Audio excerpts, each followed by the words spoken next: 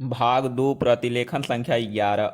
भाइयों, आखिरकार एक लंबे संघर्ष के बाद, जो कि मुख्य रूप से अहिंसात्मक था और जिसका नेतृत्व ऐसे विलक्षण व्यक्ति ने किया जो अहिंसा और सत्य को ईश्वर का पर्याय मानता था, परंतु स्वतंत्रता के किनारे पहुंचने के अंतिम चरण में भारत को खून की नदी में से होकर गुजरना पड़ा और यह नदी भारतीयों ने ही खोदी थी तथा इसमें भारतीयों का ही खून बह रहा था। अभूतपूर्व पैमाने पर लोगों का निष्क्रमण हुआ।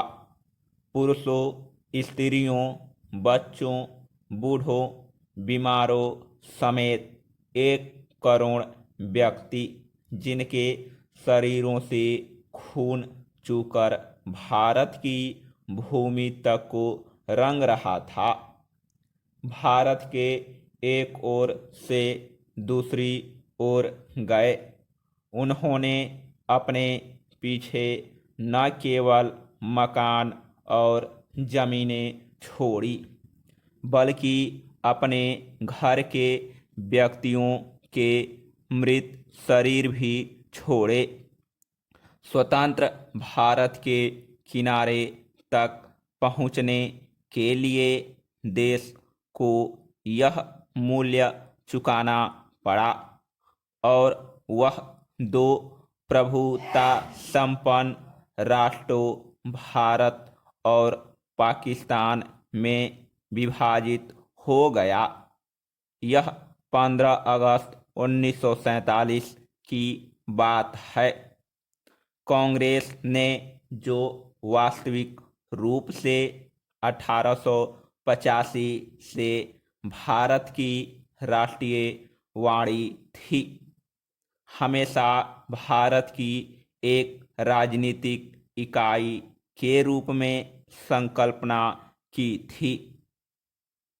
कांग्रेस को अंत में भारत का विभाजन स्वीकार करना पड़ा।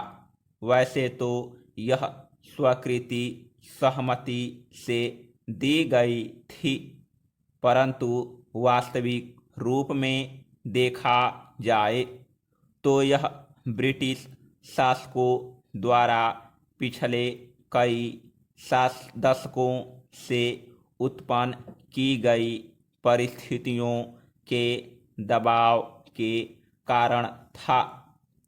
फूट डालो और राज करो की नीति पहले पहल अलीगढ़ मुस्लिम कॉलेज की स्थापना के साथ शुरू की गई।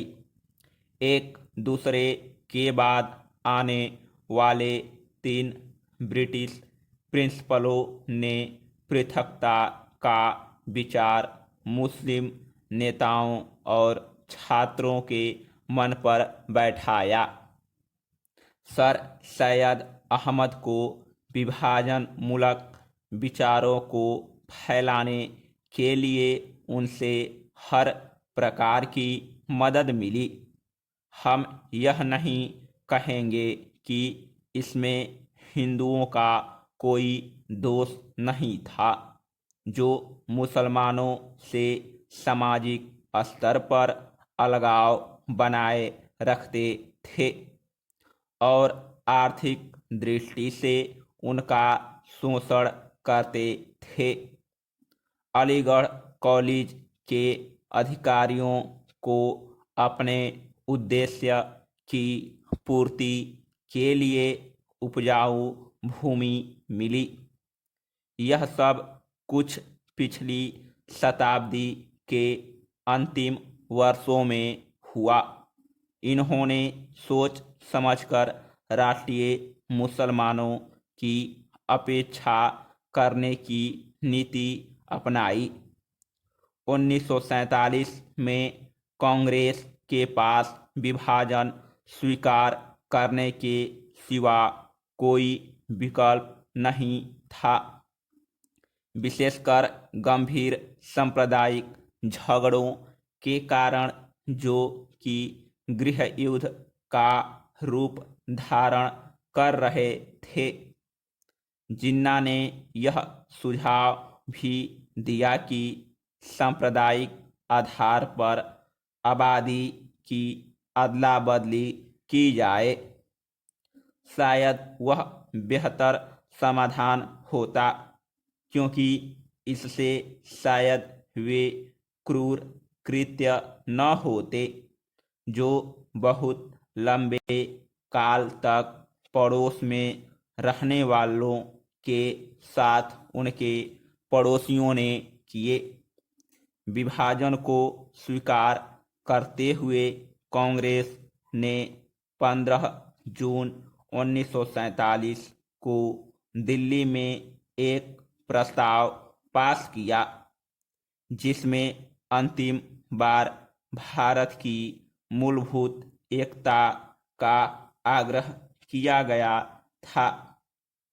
इसमें कहा गया था, पिछली 2 पीढ़ियों के श्रम और बलिदान की नहीं, बल्कि भारत का विस्तृत इतिहास और परंपरा भी इस मूलभूत एकता की साक्षी है।